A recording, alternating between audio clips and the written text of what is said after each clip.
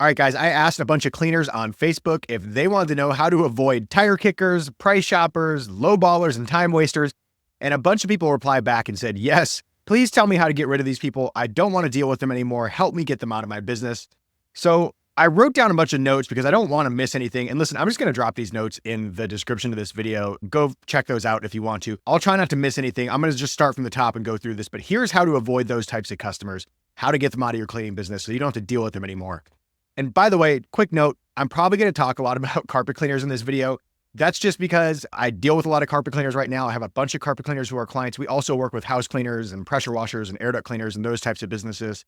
But I personally own a carpet cleaning business and I've had carpet cleaners on the brain this week. I'm just going to use carpet cleaners as the example here. Feel free to take everything I say and apply it to your whatever kind of cleaning business you have. First things first, if you want to get rid of the types of customers that you don't want to deal with anymore, you need to figure out who you do want to deal with. Who's your ideal customer? Spend a bunch of time thinking about who your ideal customer is. All right. Where do they live? What neighborhoods do they live in? What does their house look like? And what are their needs like versus the needs of your less desirable customers? Your best customers probably have different needs than your worst customers. They care about different things. Spend a bunch of time thinking about what those things are. If you've served these customers before, really sit and think about your best customers and what's different about them. And what's different when you're cleaning for them versus when you're cleaning for your worst customers. So spend a little time thinking about your ideal customer avatar, who that person is, so you can go and target more of those people. It'll also give you a good idea of what neighborhoods you want to target and that kind of thing for your advertising. Think through that. And then next step, this is the part that I think a lot of people miss. If you want to charge premium prices, you're going to have to start by offering a premium service experience. You can't command higher prices if you're offering crappy service or your competitor is blowing you out of the water in terms of customer service and you're just providing the bare minimum. You're not going to be able to compete on price then. That's just reality. You're going to need to focus on customer service and wow factor here. Wow factor, meaning you want people to feel like after you cleaned in their home, after you cleaned their carpets or their house or whatever, like, wow, these guys did a really great job. I'm so impressed with them. And then when you ask them for a review, they're going to be like, yeah, absolutely. I'd love to leave you a review because this was like the best experience I've had recently with a home service company. That's the kind of impression you want to leave on your customers. We spent a bunch of time trying to figure out how to do that at my carpet cleaning franchise. Just to be real with you, we spent a lot of time looking at reviews, breaking down what words people were using, what they said they were satisfied with, what they cared about. And so we ended up rebuilding our whole service from the top down to include a bunch of stuff that seemed unnecessary. So in my carpet cleaning business, we used to wear uniforms on every job, obviously. We also vacuumed every single job, vacuumed all the edges on every job. We vacuumed all the staircases. We got all those little details out of the way. We put down a floor mat when we walked in. We cleaned the entryway floor on the way out after we've been tracking through with our shoe covers and stuff. And yeah, we wore shoe covers too. Every single job, shoe covers. Put them on at the front door, take them off when you walk outside, over and over again. We did all those little things. We did walkthrough inspections to ID problem areas. We used the walkthrough inspection as a good time to build value and talk about what we're going to do. We're going to start with this, then we're going to do this next. Tell the customer what they're going to get. Put on a little show for them. And then we'd also reconfirm pricing. After doing a walkthrough with these types of customers, a lot of times, what you talked about on the phone doesn't match what in their house when you get there, or they start adding things on. Hey, while you're here, could you do this extra room? Could you also do my sofa while you're here? That's why I like serving these types of customers, first of all, because you might book a $300 or $400 job and then leave with $700 because they add on a couple of things. And if you have time for that's awesome. These customers are amazing. Build your service around those great customers. How can you really impress them? Where are the shoe covers? Where are the uniforms? Be professional, do the walkthrough. Take charge of the job and tell them what you're going to do, explain everything, build the value, do all that stuff. And if you're doing all that stuff, then your reviews are going to show it. You're going to start getting reviews from people. Even if you're not asking for them, people are going to start leaving you reviews just because you've blown them away with the level of service that you provided.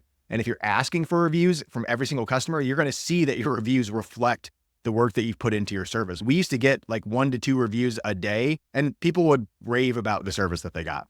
Build a premium service experience so that next you can charge premium prices. And you should. You need to raise your prices to the point that all of these price shoppers and tire kickers and those people that they're just looking for the best deal, they're not even going to reach out to you. And if they do reach out, as soon as they hear your price, they're going to be like, nah, never mind. I saw a coupon, 2 rooms for $69. I'm going to go with that instead. You don't want to deal with those customers. So by offering a premium service experience and then raising your prices to match the level of the service that you're providing, you're going to scare away all of those low dollar customers. So You got to do this with some finesse. If you're trying to strike a balance between doing a lot of volume, having a bunch of jobs, like you're trying to fill the schedule for 5 vans, then you might have to, set a reasonable minimum in your business so that you don't cut out the whole bottom of the market. You don't want to lose every single apartment turnover and every single 2 or 3 room job just because your minimum is so high. So set a reasonable minimum if you're trying to do real volume in your business. If you're an owner operator though, and you have limited time, then feel free to set whatever minimum you think is necessary. I have clients that have minimums of $200, $225, or even more than that. Set premium prices. The key to setting premium prices though, is to include a bunch of value. You're not just charging more for the same old service. If you've added in the vacuuming and you're wearing uniforms and you're doing walkthrough inspections and you're cleaning the floor on the way out, or you're including deodorizer and scrubbing and all that stuff, pre-treatment, if you're including all of that stuff in your service so that you build in more value, then you can easily justify your premium price. Versus the guy down the street who's doing 2 rooms for $69, obviously he's going to try to upsell every little thing and nickel and dime the customers to death. He can feel free to have those low dollar customers and try his upsells on them. That's totally fine. You're going after a different kind of clientele. Charge higher prices, but provide more value with the packages that you're selling. Because if you think about who your best customers are, they're looking to buy a more premium service. At the very least, they're looking to buy a more convenient service. They want to deal with a real professional who's going to show up on time, do what they say, not have to come back and fix it, include everything that needs to be included without nickel and diming them to death. Like I said, they want to deal with a real professional who's not going to do all that stuff. So charge more premium prices and include more value in your packages and in what you offer so that people, they don't have to screw around to hire you. You want serious customers who don't want to screw around. The people who want to screw around, that's who you're trying to scare away. That's why you got to charge more. You can offer upsells still, like people are still going to need pet treatment. You might want to upsell deodorizer or protector. I sold a lot of protector, a lot of fabric protector for both carpet and upholstery when I had my carpet cleaning business. You can still upsell that if you want to, or you can include it in your packages. You could consider doing like a deluxe package and a premium package, and maybe the premium package includes the protector and you still charge extra for pet treatment or something like that. But notice I didn't say to have a basic package, because if you have a basic package, then you're going to attract those customers who are looking for a basic carpet cleaner to do an affordable job. And that's not who you're trying to attract. You want to scare them away. Deluxe and premium packages would do a lot better for you. That's going to attract a different kind of customer. You could also try creating something like a whole home cleaning special. Now you gotta be careful with this. You don't want to do a cheap whole home cleaning special. I've seen people take this and twist it and do whole home cleaning, $169. That's not what you want to do. The whole purpose of the whole home cleaning deal, by the way, is to get people with larger homes. If you're offering a package that's specifically for people that got 4 rooms, 1 hallway, 1 staircase, that's a little bit bigger home. You're talking about houses maybe out in the suburbs, not necessarily older homes, smaller homes. You're looking for bigger homes, maybe newer build homes. That package would appeal to people who have a house like that. My whole home cleaning was like literally 8 years ago when I was doing this, and it was $250 8 years ago. I think we raised it to $275 shortly after. And if I was doing it today, I'd probably do it for at least $350 in most markets, regardless of where you're at, on the coast, Midwest, down south, wherever you're at. I think you should be doing at least probably $350 for any kind of a whole home cleaning deal. Get those prices up. Play with your pricing, play with your packages, make sure you include as much as possible to make it as premium as possible, and then charge premium prices. We talked about the minimum already, and if you want to do volume, then that's a factor, all right? It's just a factor. You got to be aware of it. Now, next step, if you really want to scare away the customers you don't want to deal with, those tire kickers and those price shoppers and the people who are going to ask, are you going to include this? And are you going to do this? And are you going to move my bed? And are you going to, if you don't want to deal with those people anymore, then advertise your premium prices. Put it in your ads. Put it on your website. Put it in your online booking. Put those prices out there and let people know that if you were looking for a cheap price, we don't have them here. Our prices start at this, and we provide this amazing premium service alongside of it. 9 times out of 10, if someone's looking for a deal, what coupons do you have? Do you have any discounts? If I have you come and do it today or at this time, then could you throw in my buddy's house who lives next door and give him half off? You don't want to deal with those people. Just put your high prices in your ads and it will literally scare them away. They're going to call the guy down the street who's advertising 2 rooms for $69 or whole home cleaning for $169. They're going to call that guy instead. Just don't be that guy. Position yourself differently. Position your business as a more premium option. Show those more premium prices and you will cut out a bunch of those people that you don't want to deal with. They just won't even reach out to you. All right. Once you've done all that, the next thing that you have to do is you have to figure out how do you handle phone conversations when these people call anyways? Because believe it or not, you can raise your prices, you can improve your service, you can get the best reviews in town, you can have all that stuff going for you. And look at this, my mustache is doing something funny here. Look at that. All right, let me fix it. That's a little better for you guys. All right, next, again, time to take command of the phone call, because people are still going to call you and probably ask for discounts or act like they didn't see your price, or maybe they really didn't see it because they were just clicking really fast on Google or something. So you got to take command of these phone calls so that you're in the position of power when people call you. The one thing that I see a lot of cleaners do is they start getting phone calls and immediately they're on their heels. You're the business owner. You shouldn't be on your heels when people call you. You're expecting the phone to ring. You know how to handle it when people call you. You have a whole script and a process that you're going to take them through in order to get them a quote and to get them booked. But you shouldn't be surprised, and you shouldn't be on your heels, and you shouldn't be unprepared when people call. So you got to be confident on the phone, first of all. Take command of the phone, and you can eliminate these price shoppers and get rid of that behavior by flipping the power dynamic. And I'm going to give you one simple question that you can use. It's really easy to do if you just want to flip that power dynamic. So the next time someone calls you and they start trying to just railroad you into, hey, I need a price for this and that. Hold on. I'd be happy to help you with a quote on that. Could I get your name? That's all you have to say. When someone calls and says, hey, I'm looking for a price on 3 rooms of carpet cleaning. Hey, I'd be happy to help you with a quote on that. Let me get your name first. That's all you have to say. Just indicate to the customer that's calling, hey, I have a process I'm going to take you through. I understand you're asking for a quote on this, or you're seeing if I'm available on this date, or you've maybe asked some other random question like, hey, do you guys do pet treatment? Do you guys guarantee you get all the pee out? Sometimes you get those phone calls. People they start talking at you the second you pick up the phone. Again, you have to assume the position of power, and you can flip that power dynamic. If you feel on your heels when people call, all you have to do is take a breath, and before you answer their question, before you address their concern, or before you jump to give them a price, simply stop and say, I'd be happy to help you with that. Could I get your name first? That's all you have to do. Start by taking them through your process. You're going to get their information now by asking them a scripted set of questions. And that's going to actually put the customer in the back seat of the conversation and let you assume control of the estimate process. And that's exactly what you want. Because the people who are calling to waste your time and kick your tires and price shop, that's not what they want. They want to be in control. That kind of behavior screams, I want to be in control of the situation, and I want to hire somebody who's cheap so I can control how much money I spend and see if I can get this thrown in, or I'm going to turn down all their upsells. I'm just going to have them to do the work for really cheap. You want to avoid all those customers, and they're going to get frustrated when you try to take them through a script of questions and actually guide them through a process. They're not going to like that. But your better customers, the ones who want to not have to deal with any BS later, they're happy to go through your little process in order to get the quote and get it done right and get it scheduled. They're happy to go through this. Put them in the back seat and assume control of the estimate process. Be happy to help get you a quote on that. Let me first get your name. Then you're going to gather the rest of the information that you need. Is this the best phone number to reach you at in case we get disconnected? I like that one. In case we get disconnected, right? Is this the best phone number to reach you at? And as you're getting this information, if you have House Call Pro or something like that, go start typing it in there and create a customer, and you can send them an estimate by email right after you talk. Or if they agree to book the job, you've already got it written down then. You don't have to go get the information again. Oh, I'm sorry, what was your name? What was your email? What was your phone number? No, start by asking those questions at the beginning, take them through your scripted process, and have the quote queued up and ready to go so that if you want to send it to them and they can book it after the call, or if you want to just finish the booking right then and there because they're happy with the quote, you've got options. Take them through your process, treat it like you know what's going to happen when people call you. You have a plan.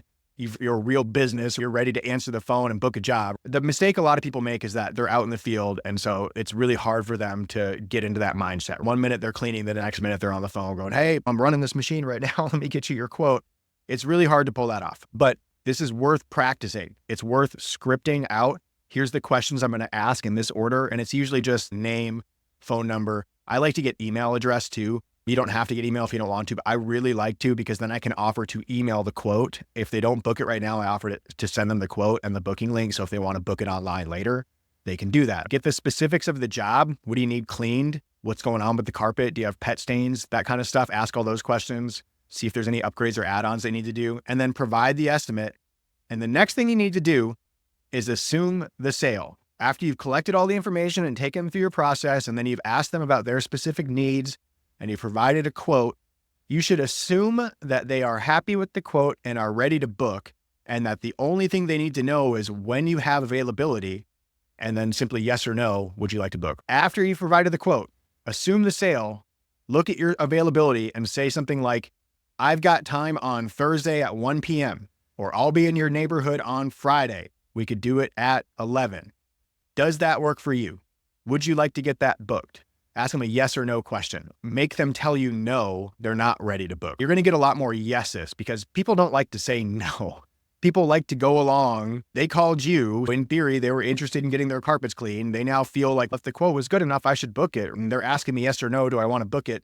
A lot of people are going to say, yeah, I do want to book it. Or even better, after you give them the quote and you tell them, I've got Thursday at 1 p.m. available, ask them what their address is and just start booking the appointment and make them stop you and say, wait, I'm not actually ready to book. The truth is, after they get this over with and they get it booked, they're going to go, oh, finally, I finally got this appointment booked. I've been trying to deal with this forever.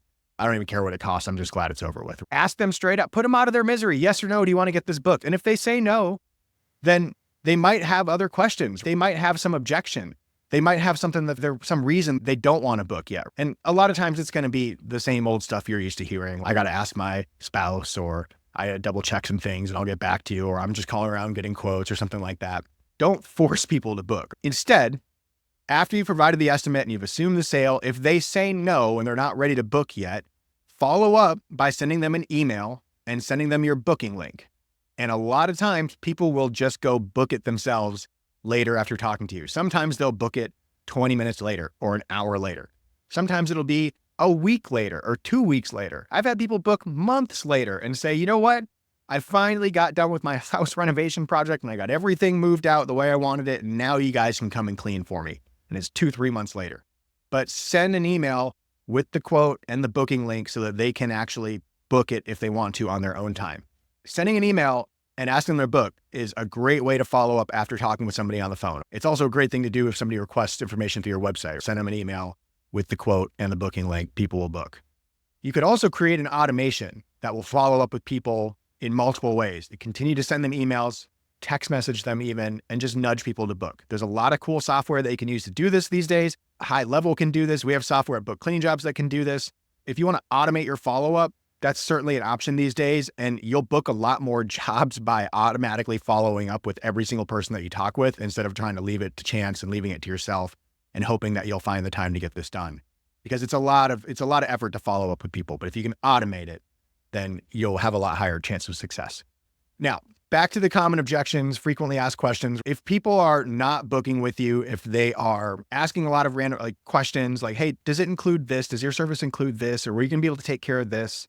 Or would you be able to get this stain out? Or could you move this thing? Or could you come on the weekend or whatever? People have a lot of different questions.